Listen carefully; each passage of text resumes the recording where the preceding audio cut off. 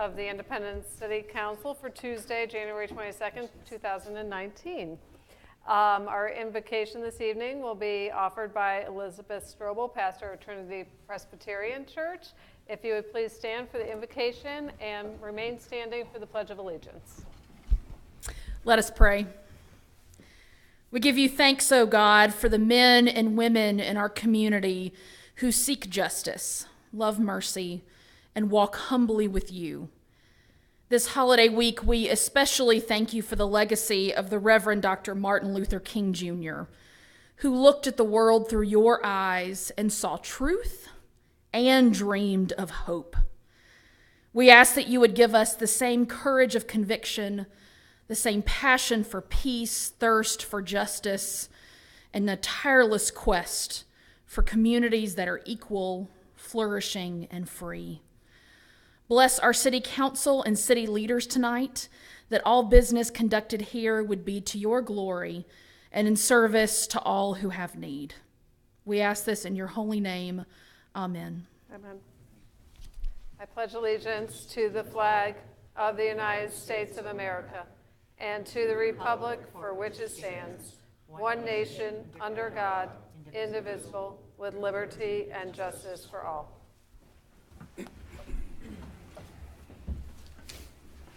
Madam City Clerk, will you please call the roll? Councilmembers Huff. Here. Perkins. Here. Doherty.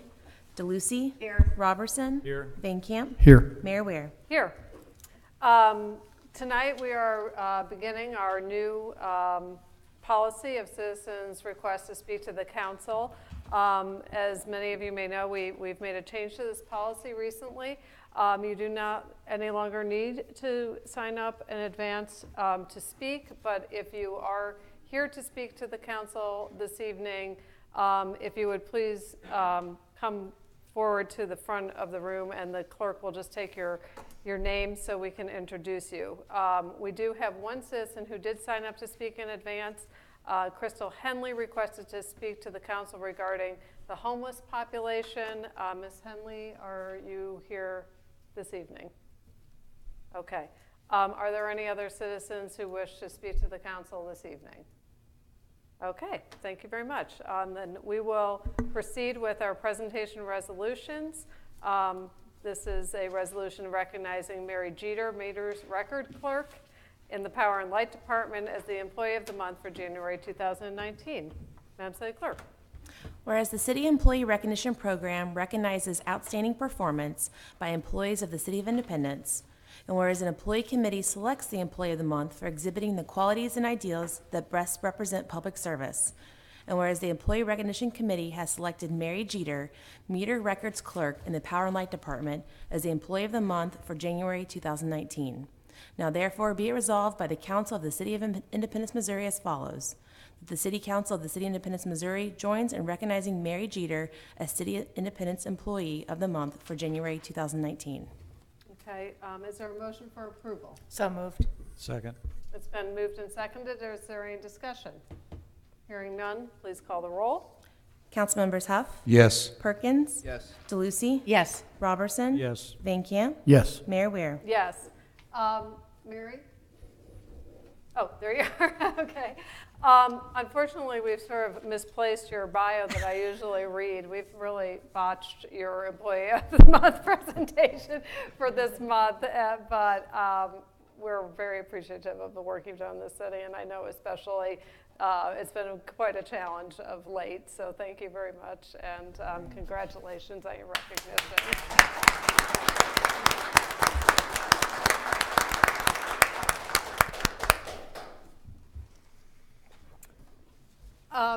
Mr. City Manager, before we proceed with the consent agenda, I know we have our new Independence Power and Light General Manager with us this evening. If you'd like to introduce him. It would be my pleasure. Finally, I'm able to present to the council tonight and welcome Miss Brenda Hampton. We did a national recruitment process. We're blessed to interview a number of very qualified candidates, but Miss Hampton stood out among many qualified candidates, as I mentioned. So today was her first day on the job. Ms. Hampton comes to us most recently by way of Austin, Texas, but is native to our area, having grown up in Kearney, Missouri, and previously worked in the Ameren area, for those who are familiar with Callaway County, and also in the St. Louis metropolitan area. So believe Brenda is in the back, and stand up and let everybody see ya. There we go. She's real. All right. Well, welcome. I know you've met a lot of people today. We're very excited to have you here, and we're very eager to get to work on all of the things that we're dealing with and great decisions that we have ahead of us at Independence Power and Light. So welcome. Okay, this takes us to our consent agenda. Mayor Weir, Councilman Van Camp. I move to approve the reports and recommendations of the city manager. Second. It's been moved and seconded. Are there any items any council member wishes pulled for separate consideration? Madam Mayor, Yes. 19703. Okay. Okay, any others? Hearing none, Madam City Clerk, will you please call the roll on the consent agenda minus Resolution 19703? Councilmembers Huff, Yes. Perkins, DeLucy, Yes. Robertson, Yes. Van Camp, Yes. Mayor Weir. Yes. Councilmember DeLucy? Yes, Madam Mayor, 19703 would be amending a resolution we already passed regarding on a roll working group committee to basically clarify the role of city staff and to set meeting times, and I don't know what else, but two things jumped out at me that concerned me a little bit. One is the suggestion that the meetings be held during regular city business hours, and the reason that concerns me is because that really limits the amount of citizen attendance or engagement. And the second thing that I noticed was that the committee members, it's council and it's business, but no like neighborhood, no just people who are interested in moving our community forward that perhaps they do not own a business, but perhaps they're very active in their community. And I was just thinking if we could do a couple of different things, that would be terrific, at least in my little mind. Number one, I would like to have a 48-hour notice provision built in to allow people 2 business days beforehand to know when the meeting is, because I would like to attend these meetings, but I can't come down and look at the bulletin board here every day to see when the meetings are. So if we could have a 48-hour notice provision, and if we could also put that notice on our city webpage. I don't know why people have to physically come to our lobby to see when meetings are, because it's difficult. And if we can disseminate the information as to meetings by the internet, that would be simply terrific. And third, if we could have some regular citizen engagement with this committee, I just think that would be beneficial to the city as a whole. So those were my three thoughts. Okay, there's probably one or two of those that I can address, and the rest I would consider really policy decisions. The working hours, that was something that was part of the original resolution. That wasn't changed. All the changes are either bolded or struck through on the resolution. So that was part of the original resolution. Really? The goal here was a few things. Primarily because given the scope and of work and the materials that the committee will be working towards, the goal was to remove city staff from that group officially and make them more of a support role, similar to what we do here. So that was the primary objective here with that. So any of those other changes, I think that's really a policy decision at the dais, and not necessarily a staff-driven decision. You're included in those meeting notices, as you know. You're part of the meeting. I think one item we talked about, it's publicly noticed, and I think one item we've discussed internally was ensuring that those meetings, our next meeting, is posted on the website somewhere. So anybody that's interested can certainly attend those. Yeah, and maybe that's some policy decision for the city manager. I mean, because people shouldn't have to come to the lobby to look at a bulletin board to see when a meeting is. I mean, I think after our last meeting, we were going to make it part of kind of our normal distribution list, if I remember correctly. I think the point is well taken. We have a lot of, obviously a lot of things going on in our cities, but now we have the Council on Utilities Committee that's meeting, this honor roll working group that's going to start meeting regularly. I mean, we have regularly scheduled meetings of the Planning Commission and PUAB, which are routine, but we just need to develop better ways to let citizens know when these meetings are so that they can attend if they like. And I think that that's something that we can certainly work on internally. I mean, certainly for the council, I mean, they can be put on your council calendars Sure. or whatever, but these are things that people are taking a great interest in, or else we wouldn't be forming these committees. So I think we can work on that, about how to get that out. In terms of the makeup, and Councilman Doherty isn't here this evening, so Mr. City Manager, please correct me if I'm not communicating this accurately. This group is the next phase of our Downtown Redevelopment Coordinating Committee, which was a citizens group that was supported by staff and an outside consultant that we engaged to help us through that process. So this group is really intended to carry out the recommendations that citizen group brought forward, and to make those recommendations to the council of the things that we want to implement and how they're, the timeline, the funding, so on and so forth. So the intention of this group really was to be more staff and council driven to implement those citizen recommendations. It's really not bringing forward anything new that wasn't included in the Downtown Redevelopment Coordinating Committee plans, which I think, there was a considerable amount of citizen engagement in developing those recommendations. But that committee recommended that we form this committee that was really a combination of staff and council, and that we felt it was important to have representation from the chamber representing the business community and the Economic Development Council. But I have no doubt whatsoever that there's going to be plenty community engagement as these recommendations from this committee are brought forward. But I guess, I don't know. This is a working group to get done what the citizens have already told us that they want to see get done.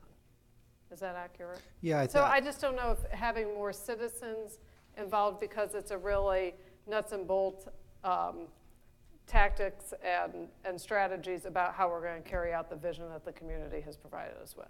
Yeah, our fault, if you want to call it that, and even be too aggressive, but in the past was, remember, the Downtown Redevelopment Committee was really born out of 16 different redevelopment plans that were never implemented. So when the DRCC met, they took the 94 different projects across those 16 plans and really boiled them down to 9 germane projects that we believe through that citizen recommendation will start to advance some of the council agenda of the strategic plan.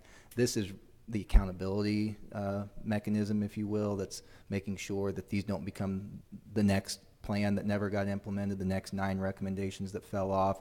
But as the mayor said, I think the point's well taken of, let's continue to make sure that the public who wants to be involved has an opportunity to be heard and participate in that. And I think some of the recommendations made here are well taken, that we can continue to work with the clerk and make sure that we're getting these plenty of notification, Councilwoman. To add to your pile of things to do. Mm-hmm. My pleasure. What about, I'll bet it is. What about televising the meetings? I don't want to, here's the thing, I want to check and see if we've got the capability to do that. I don't want to sound like an excuse. It becomes a staffing issue. Do we have the capability to pull somebody to come down to get it broadcast and all that? let me work with city staff and find out if we've got, and I will report back to the council in one of these meetings. And Or let you even know. record it, Yeah, and let you know, and then we yeah, can put it on the right. internet. Absolutely. And I know in talking with the public information officer, this is something we want a lot of attention around. This is a good news story for our community. So all the mechanisms, social media, the city scene, working with the press over there to try to make sure that we're getting plenty of information out there. Yeah, press. So we'll make sure that we are trying to get as many eyes and opportunities to be involved in this as possible. Thank you, You're Mr. welcome. Walker. I move approval of your 19703. Okay. Is there a second? Second. Okay, it's been moved and seconded. Is there any further discussion? Hearing none, please call the roll. Councilmembers Huff. Yes. Perkins. Yes. DeLucy. Yes. Robertson. Yes. Van Camp. Yes. Mayor Weir. Yes. Resolution passes. This takes us to our regular agenda. We have several public hearings this evening. Our first is a public hearing for the application by Eastgate Business Park LLC requesting a rezoning from districts R6, single-family residential, C1, neighborhood commercial, and O1, office residential, to BP Business Park for the properties located at 2800 South Little Blue Parkway and 20226 East Artie Mize Road. This is new information only. Mr. Scannell. Yes, Mayor, members of the council, my name is Tom Scannell. I'm the Community Development Director. There's no new information to report in this case. Okay, are there comments or questions from the council?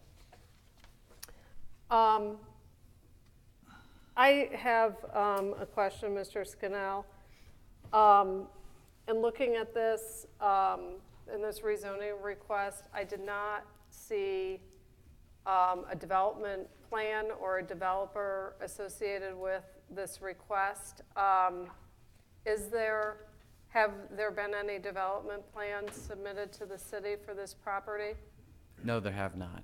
Okay. I also noticed that there was some discussion about signaling into this property, and I don't know if we've conducted a traffic study for this piece of land or this stretch of land. Mm-hmm. There's several properties, included in this Little Blue Parkway area that we're actively pursuing development of. Have we done a traffic study to determine the need for additional stoplight? A traffic study has not been done yet, but staff from several different departments, Public Works and City Manager's Office, continue to discuss this as the developer comes forward with buildings. Those are things that we hope to have nailed down before any of those buildings come forward to the City Council. Okay. Are there any other comments or questions for the public hearing? Madam Mayor. Yeah. Mr. Scannell, since there is not a development agreement, so if the zonings were to be changed, then whatever those zonings would allow could go there. It could be just a blanket change. I mean, we don't know exactly what would go in there. Correct. This rezoning application seeks to change the zoning to BP, which is our business park. So if the council approves that rezoning, any use that is allowed by the UDO under the BP zoning district could be a use that could occupy this property. So in my reading of the UDO for Business Park, I looked up what allowable uses are there, and it's quite broad. I mean, there's everything from churches to retail, different types of industrial, some which I think are things that we would welcome, some that aren't. Mm-hmm. I mean, things like veterinary services, animal shelter.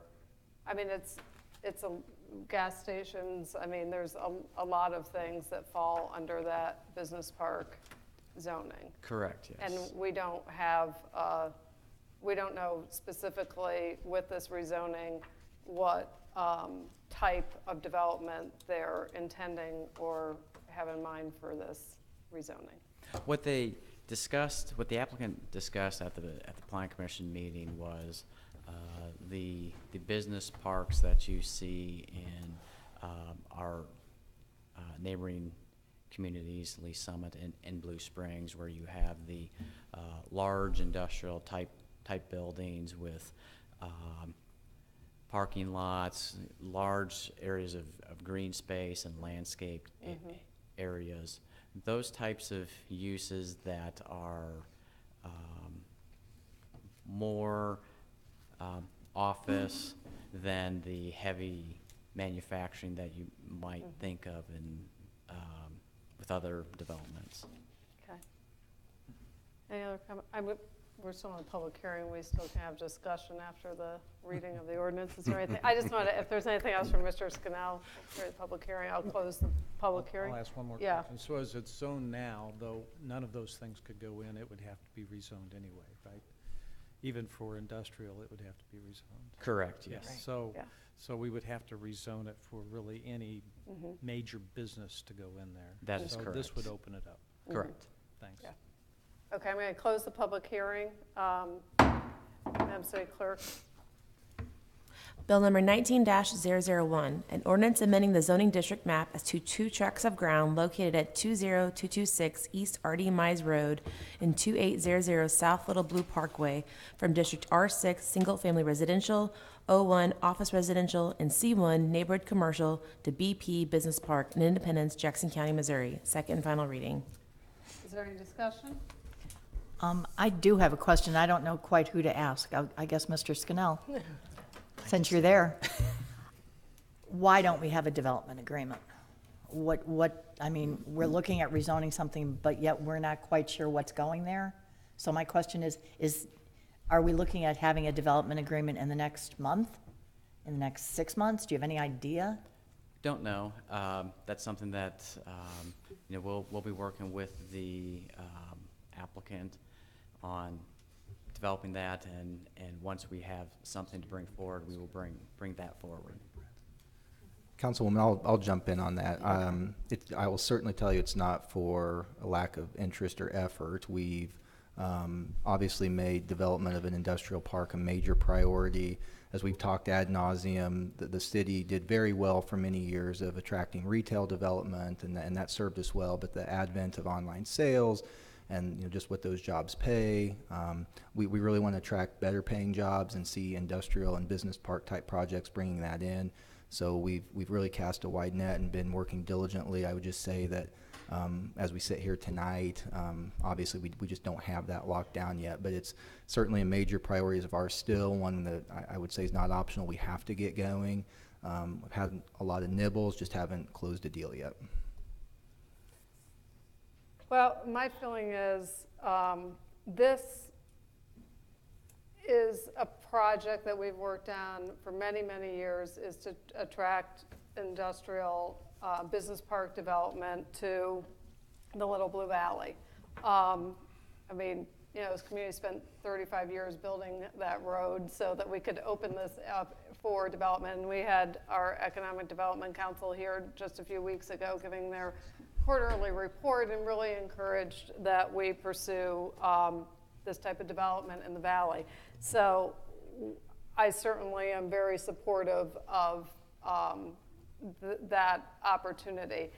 I'm concerned with allowing a rezoning without knowing. I mean, we've got to get this right. I mean, this is our first, potential, shovel in the ground to fulfill this long-term vision of bringing these jobs and these employers and these customers to our city. So I'm concerned about opening up a zoning that allows for such a broad array of things that we don't really know what it's going to bring. And I do think that the traffic study is going to be an important component, and I would like to see that done so that we know exactly what type of public improvements might need to be made and where the signaling might need to be located as this, as we continue to pursue this development. I would like to make a motion that we postpone this until the time when we have a development agreement before we consider this rezoning. Second.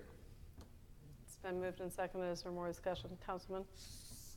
Yeah, I just wanted to speak to a conversation I had with Mr. Pratt, and he's here tonight, so we could actually ask him directly, or he could confirm what I'm going to tell you. But in speaking with him about the last developer that was very interested in the property, Mr. Pratt was concerned about this being an entryway into the valley and for it to be very attractive, especially drawing new business in the future. And so this particular developer wanted to plan industrial use with a very high density. And because of that, and because it was not going to be attractive and it was going to be too dense and bring too much traffic to that intersection, he did not proceed with the negotiations, or they withdrew, and I'm not sure how that actually went. But I know Mr. Pratt is here and he could speak to that if he wanted to. Councilman, But he and I spoke, and that's what was communicated to me. Right, and I've been in many meetings on this project over the last 5 years. So, Mr. City Manager, you've been involved with these discussions, as has Mr. Randall, with various developers and landowners, including Mr. Pratt and our Economic Development Council. So maybe you can speak to, there's many developers who've come in to look at this area and many plans that have been put forward. Nobody has, the one pre-development agreement that this council approved, the developer ended up ultimately withdrawing. We don't have any development agreement with any developer, but maybe you can enlighten the council and the community about those discussions that we've been having over the last several years. Sure. So dating back, I would even go back, Mayor, the last 7 years that I've been here. The city has zoned for an industrial park further up north in the 7 and 78 highway area. That project we actively courted some 5 or 6 years ago. A number of developers brought them on site, visited with them. The message that consistently came back was that area just geographically was too far away from the highway. They were looking for intermodal access. They were looking for ability to quickly get onto the major transportation network, reduce overhead, time is money, all the shipping cost things that went along with that. And really told us you need to plant your flag closer to the major infrastructure network. And then if you were fortunate enough that it develops further up north to that area, then so be it. But first in the gate needs to be this area. So we began working in this general vicinity. In fact, had identified a project site to the east of Little Blue Parkway, but encountered some cost provisions with floodplain issues in there. So really, to try to prove market, get a project going, we started looking at this site here on the western side of Little Blue Parkway. As the mayor said, we had worked with one group, passed a pre-development agreement, but then they took a pass on the project for now. I will tell you the primary reason, I believe, was industrial development was a new enterprise for them, a new venture, and I think they just, after having some time to reflect, decided to step back at this time. And I believe on this particular project, there have just been, as the council member said, presently some differences of opinion about what type and use of that project is going to look like. So I don't believe we're precluded from an interest. I think interest is very high. It's just matching the right vision with the right opportunity and time. I have one more question. Yes. So this is for Mr. Scannell. So if we do not rezone the property and it stays zoned the way it is now, which I read single family, residential, office, residential, and neighborhood commercial. So if somebody came along and wanted to use that property for any of those purposes, it could go through the UDO without going to the city council. Is that right? Unless we rezone it. And I don't know exact details as far as how much was single family, how much was C1. But if you wanted to develop that as single family, you'd have to go through the platting process, which would go before Plan Commission and City Council. But as far as developing the neighborhood commercial and the office residential, the developer could go forward with site plans to city staff. And UDO. Correct. Yeah. So I think, you know, personally, I would rather us rezone it and already have it designated as business park, so that potentially those uses are not going to be a possibility for that location. Well, nobody's done it so far. I know. I mean, I know. yeah, we've worked very hard to attract developers to this community, and nobody's come in to develop it for any of these existing purposes. I'm very reluctant to extend new zoning for this entire tract of land without having any control over what, or any idea of what that may be. The rezoning is part of the process. When we have a development that we, you know, then we're going to have to rezone it, but I'm very reluctant to do that without having any sense of what the development for this piece of property would be. Are there any other comments or questions? Yes, Councilman. Mr. City Manager, we go through this, I mean, we're gonna squelch more deals than we ever do over some reason. This thing has been in place and hasn't been a hindrance to negotiations before. I mean, even the one that we passed, and that wasn't the reason that they didn't do this. But as I see, I'd rather them come forward to ask this, not to get it before they give us all the information that we need. And I'm all for putting this off. Yeah. Any other comments or questions? Okay. Madam Mayor, I do Yes. believe it's too early to do any type of traffic study, though, because a traffic study depends on what's going in Yeah, there, and we have no yeah. idea what's going in there. Yeah, yeah. I mean, So- I think there's just a lot of questions that we would like to have asked before we grant, I mean, for me, before I would grant this zoning. I mean, we certainly want to keep working with the landowners and with the development community, come up with something, and but I think we're putting the cart before the horse to do the rezoning before we know what the development is. Anything else? Madam City Clerk, please call the roll on the motion to postpone. This is a motion to postpone until we have a development agreement for this property. Councilmembers Huff? Yes. Perkins? Yes. DeLucy? Yes. Robertson? No. Van Camp? Yes. Mayor Ware? Yes, motion passes. Our next public hearing is for the application by Capital Growth, something, how do you pronounce that, Mr. Scannell? Buchalter? Buchalter, Capital Growth Buchalter, Inc., requesting a rezoning from I-1 Industrial to C1 Neighborhood Commercial for the properties located at 909 and 911 South Chrysler Avenue. This is new information only. Mr. Scannell. Yes, Mayor, members of the council, there's no new information to report in this case. Okay. Any comments or questions from the council? Public hearing is closed. Madam City Clerk.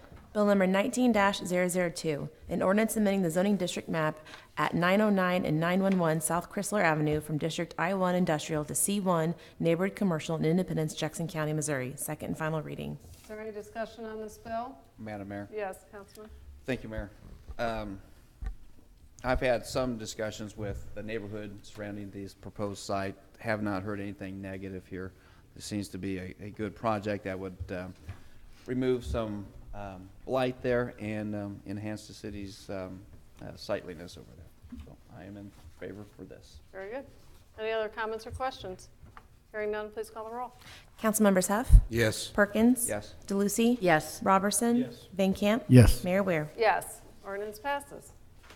Our next public hearing is for the application by Licata Properties requesting a rezoning from O1 Office Residential to C2 General Commercial for the property located at 17301 East 32nd Street. This is new information only. Mr. Scannell. Yes, Mayor, members of the council, there's no new information to report on this case. Are there any comments or questions from the council? This public hearing is closed. Madam City Clerk. Bill number 19-003, an ordinance amending the zoning district map for 17301 East 32nd Street from District 01 Office Residential to C2 General Commercial in Independence, Jackson County, Missouri. Second and final reading. Is there any discussion on this bill? Hearing none, please call the roll. Councilmembers Huff? Yes. Perkins? Yes. DeLucy? Yes. Robertson? Yes. Van Camp? Yes. Mayor Ware? Yes, ordinance passes. Our final public hearing is for the application by Dan Jensen requesting a preliminary development plan, PUD, for Cargo Largo located at 3232 South Nolan Road. This is new information only. Mr. Scannell.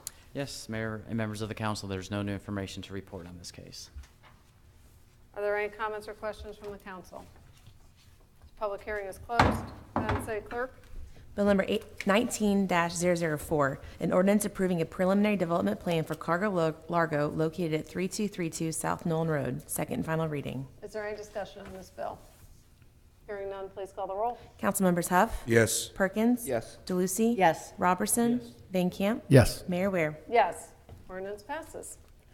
This takes us to our second readings. Madam City Clerk. The next bill will receive its second reading and be considered by the council. Bill number 19-005, an ordinance vacating a portion of one water line easement south of 32nd Street and west of M291 on the Star Fuel, formerly King Kong subdivision, property lying on the northeast quarter of Section 18, Township 49, Range 31 West, Independence, Jackson County, Missouri. Second and final reading. Is there any discussion on this bill? Hearing none, please call the roll. Councilmembers Huff? Yes. Perkins? Yes. DeLucy? Yes. Robertson? Van Camp? Yes. Mayor Ware? Yes, ordinance passes. This takes us to our first readings. These next bills, Go ahead. receive their first reading tonight and their second reading at the next scheduled meeting and be considered by the council. Bill number 19-006, an ordinance amending the zoning district map as a tract of ground located at 16200 East US 24 Highway from District C3 Service Commercial to District C3 Service Commercial in Independence, Jackson County, Missouri. That doesn't I'm sound right. confused. That doesn't That sound right. doesn't Hold sound on. Let me look here. That's not correct. Okay. It's, From C2 to C3. okay. It was from general commercial to service commercial. Well, let me read that again then. Bill number 19-006, an ordinance amending the zoning district map as a tract of ground located at 16200 East US 24 Highway from District C2 General Commercial to District C3 Service Commercial in Independence, Jackson County, Missouri. Okay. Bill number 19-007, an ordinance approving a special use permit to operate a vehicle rental business at 3701 South Nolan Road in Independence, Jackson County, Missouri. Bill number 19-008, an ordinance authorizing a contract with Blue Nile Contractors Incorporated in the amount of $483,293 for the installation of pipe and water main on Queen Ridge and Ellison Way south of 23rd Street, authorizing future minor change orders not to exceed $48,329 and/or time extensions. Bill number 19-009, an ordinance authorizing the final disposition of certain city records that have met all requirements to be eligible for such disposition. Bill number 19-010, an ordinance finding, determining, and declaring the necessity of acquiring fee simple title for the 10520 U.S. Highway 40 Drainage Improvement Project, authorizing the negotiation and eminent domain proceedings if necessary, approving the plans and specifications for the project, authorizing the use of experts as needed, authorizing and directing the execution of documents and the payment of funds to property owners or others holding property rights in conjunction with the project. Bill number 19-011, an ordinance finding, determining, and declaring the necessity of acquiring general utility easements and temporary construction and grading easements for the Blue Lawn Stormwater Improvements Project, number 701-31603, authorizing the negotiation and eminent domain proceedings if necessary, approving the plans and specifications for the project, authorizing the use of experts as needed, authorizing and directing the execution of documents and the payment of funds to property owners or others holding property rights in conjunction with the project. Bill number 19-012, an ordinance finding, determining, and declaring the necessity of acquiring general utility easements and temporary construction and grading easements for the Crescent Meadows Stormwater Improvements Project, number 701-31701, authorizing the negotiation and eminent domain proceedings if necessary, approving the plans and specifications for the project, authorizing the use of experts as needed, authorizing and directing the execution of documents and the payment of funds to property owners or others holding property rights in conjunction with the project. Okay, thank you very much. This takes us to council member comments. I'll start on my left with Councilman Van Camp. Nothing tonight, Mayor. Councilman Robertson. Thank you, Mayor. Just wanted to mention that several of us from the council and staff were at the annual chamber banquet. It was a very, very nice banquet. There were nice awards given to several people. We heard a former astronaut speak, and it was impressive. I was impressed, and it was an exciting evening to hear about him going to space. He was the first astronaut from the United States to dock with the space station. And so a lot of interesting information. Also, several of us were at the Martin Luther King celebration last night at the Memorial Building, and of course the city always does a very nice job of hosting that. And there was a good crowd there, a good group, and some very nice music and a nice talk. So thank you for that. Last thing I wanted to mention was that a month or maybe two ago, I had asked the city staff to look into the possibility of the city developing the IPL fiber network that's mostly dark fiber.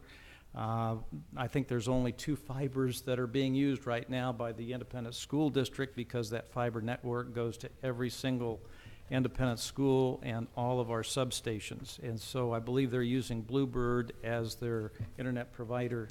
And there is a very small amount of income to us because of them using our dark fiber network. But they had been told in the past that the city could not develop that fiber network because of restrictions by state statutes. Glad to report that we have not found that that is the case. And so we potentially, and I've talked with the city manager, and I would like to ask for support of the council to ask the city manager to look maybe to an RFP for some private development of that fiber network, maybe a company that could develop that for us, and that would provide a stream of income for the city, and even maybe provide a faster internet for the city as well. And I think potentially it could eventually give us some more officers in the field, police officers in the field, and could even allow us through our fiber network to offer a lot more to our citizens. We could even eventually tie in the AMI to that fiber network. Is there any objection from directing the city manager to work on developing that RFP? So that's great news. Yeah, it's great news. Yeah, fantastic. Mr. City Manager, I think, you know, if you would take the council's direction and work on that RFP and bring that back to us for some for future consideration. Yes. Anything else? I'm sorry, didn't mean to interrupt you, Councilwoman. Yes, Madam Mayor, thank you. I was absent last week. I had a family situation where I could not make a study session, and therefore I was not available when the discussion regarding the Pioneer Spring Cabin came up. I did attend both community meetings. I was extremely active. I'm on that subcommittee, and I think we had what's called a failure to communicate. Councilmember Doherty, God bless him, told you what he preferred. Our subcommittee never met. We never discussed what the recommendation from our subcommittee should be. I don't want the citizens, I mean, over 100 people were very, very emphatic in their feeling and the love they have for the cabin. So I do not want this council to believe the subcommittee made any recommendation to move the cabin.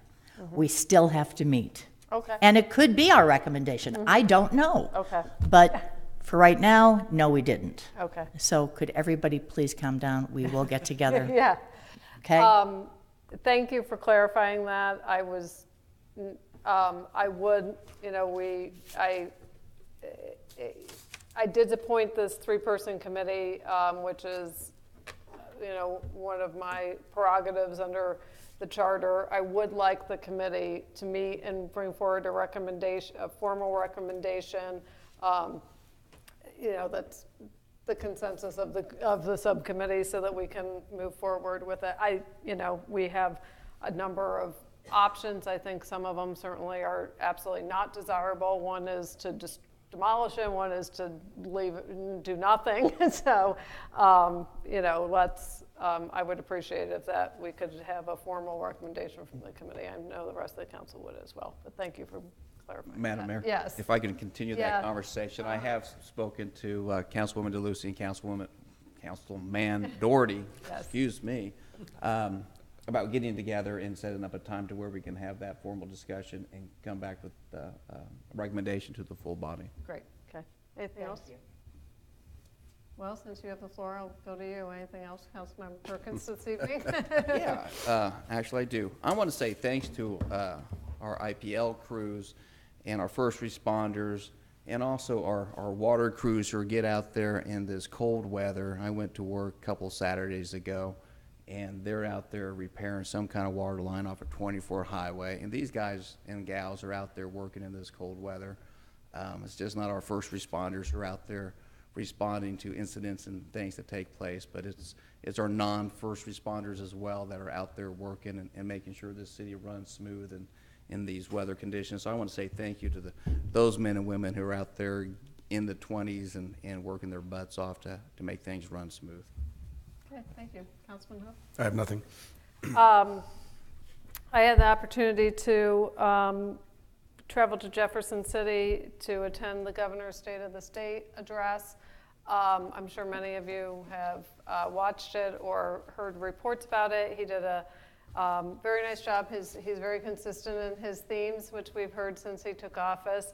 And they, I must say, align very well with our strategic plan and the priorities that the council has set for 2019, which are workforce development, infrastructure, continue to be the top of the governor's list, and I would expect that with the cooperation of the legislature, we'll be able to see some great support from Jefferson City and the things that we want to do locally in regards to those two items. Of course, for us in Independence, public safety continues to be a very big priority and one that we have committed to putting some additional focus on this year. It's been, I want to acknowledge our public information officer, Meg Lewis. There's been some great news stories about our officers out in the community of late, and I think it's really a testament, as you've said, Councilmember Perkins, of these folks who are out, being the front line with our citizens every day, and so a great emphasis on that as well. Adam Norris and Tina Struthers and I were able to attend the Community for All Ages Awards presentation last week. There's 16 communities across the Kansas City metropolitan area that are actively participating in the Community for All Ages program. It's something that was initiated through the Mid-America Regional Council, and locally, really, the Truman Heartland Community Foundation has been the facilitator and organizer for Independence and other cities in eastern Jackson County, and been a tremendous support to us. So Independence won both the silver and the gold recognition for creating these strategies to make this a community for all ages. And I want to point out, it's not, and as somebody said at the event, this isn't a community for active senior citizens. This is community for all ages.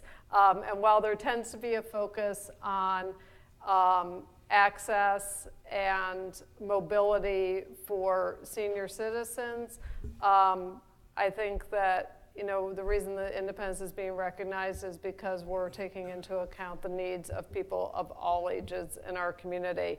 So 16 communities participate. Only Independence and Lee's Summit were awarded the Gold Award. So I think it's something that we can be very, very proud of and model for our surrounding communities. And I will just know they're all in Missouri. There were none, and no, we don't. We haven't had a lot of parts. Kansas has a little bit of catching up to do, but it's something I think that we can take a great deal of pride in. And as we talk about our infrastructure and our public safety, these are key things about getting people around our community safely and comfortably.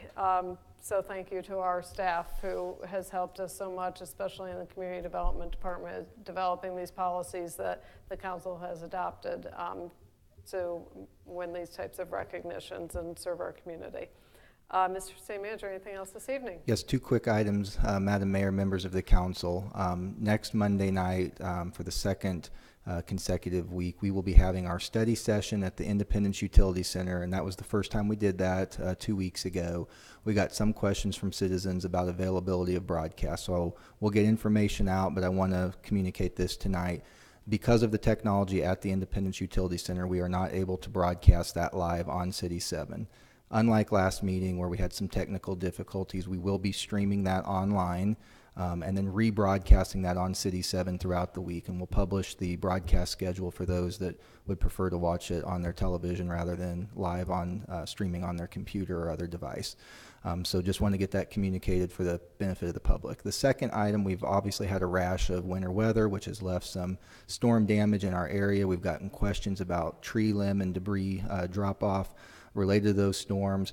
The crews that manage the drop-off site are the same crews that are out doing your snow removal. Now that we have a break in the weather, I can announce, and we'll get communication out about this, but we will be doing a drop-off starting this Saturday, the 26th, and then continuing next week, the 28th through February 1st. The last day will then be Saturday, February 2nd. That is free to Independence residents and available to Independence-only residents. So we need you to show proof of residency, but that is free and open to members of our community. That's all I have. Madam Mayor, I do have a question. Yeah. I'm concerned about this. Why are we having these study sessions at a place that we can't broadcast live? Why don't we not do that until we have the capability to broadcast live? Put them back here until we can do it correctly over there. What is the overriding reason to do that over there? The recommendation that we brought forward, and this is really the prerogative of the council, but in visiting with our city staff, this room really has a more formal feel to it, which makes it very difficult when the presenters are up here trying to look up at that screen and some of the limitations to really have a more conversational dialogue with the council. And really as staff, what we're trying to get out of those study sessions is some of your guidance on issues of policy. So, how do you want us to go back and work on the Airbnb issue or the rental ready issue? I mean, all of those were born out of dialogue at the study session, but we found that maybe that lends itself a little better when we're in a more comfortable setting. But it is not an issue that we certainly feel strongly about, and if it's the will of the council, we can certainly revisit that. And those are very good points. I absolutely think a more informal setting is terrific. It makes for a much better dialogue.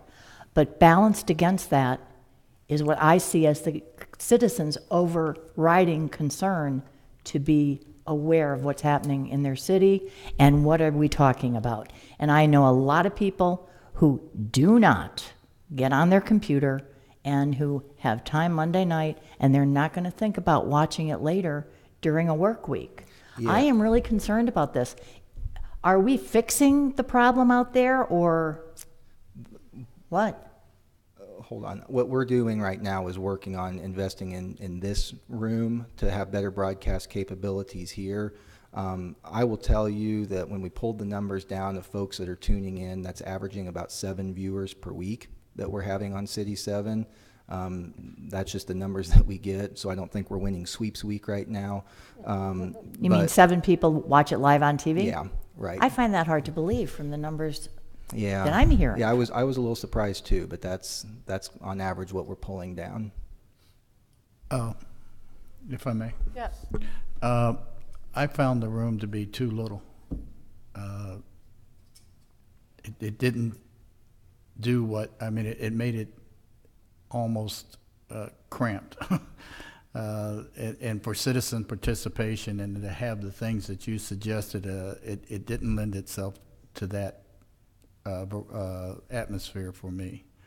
I think that, you know, the televised version of this can be done, but I don't know where to do it. I mean, I would certainly do it, but that room didn't seem to be congenial for it to me.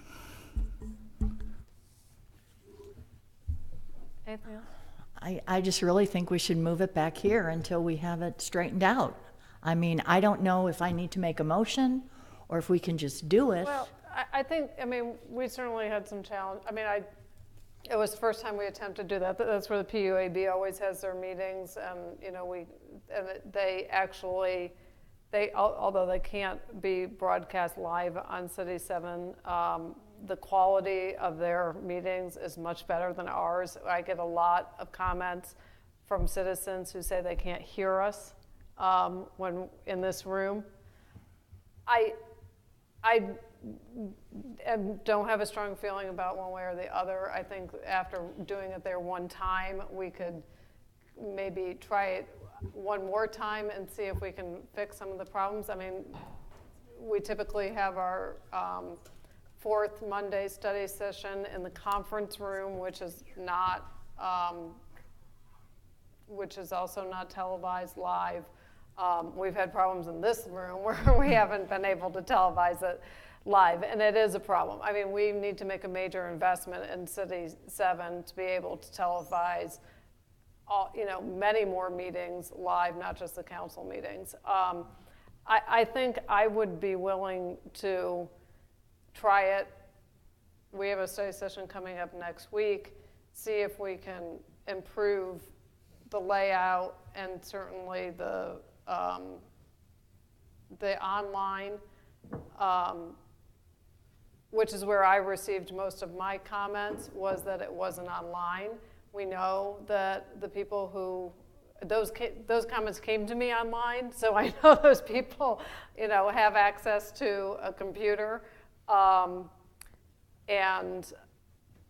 don't know. I mean, like I said, I'm not committed to it, but I think since this is our fourth Monday study session coming up this week, it's a nice opportunity to see if we can make it better. And if we can and it's not really doing what we thought, I certainly am willing to consider, to move it back here or consider maybe some other options. But I can tell you, from sitting in this seat and formerly sitting in that seat, it's really hard for us to have a discussion in this setting. So let's just kind of keep working on it. But definitely there needs to be a live option for people to watch it, and not just a rebroadcast. Whether that, and obviously the only way to do that is streaming it on online, because we just don't have the technology to, and we're not gonna have the technology to be able to broadcast live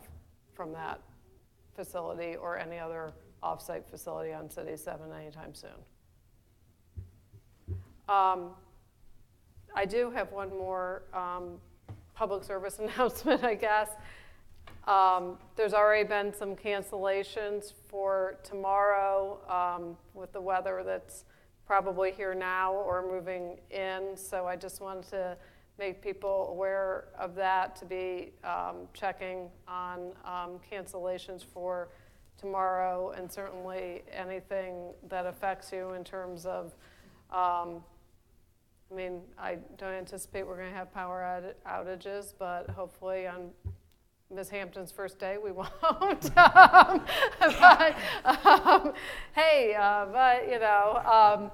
But certainly if this weather brings anything more severe than what we're anticipating, please reach out and let us know so that we can address those, and be very careful this evening and tomorrow traveling around the city. And please make sure you check your local news or online to see about cancellations for tomorrow. And I believe now we are adjourned. Thanks.